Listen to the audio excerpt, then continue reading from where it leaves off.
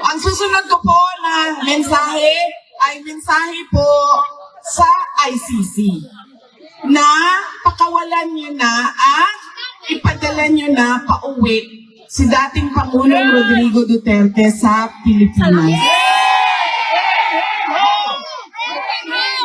Dahil gaano man nasabihin nila na wala na kami kung paano siya kinuha, dinukot, kinidnap doon sa Pilipinas, ang importante ay nandito siya sa amin at tutuloy yung paglilitis, ay dapat hindi ganon. Dahil, di ba, sila yung nagsasabi, lahat may human rights.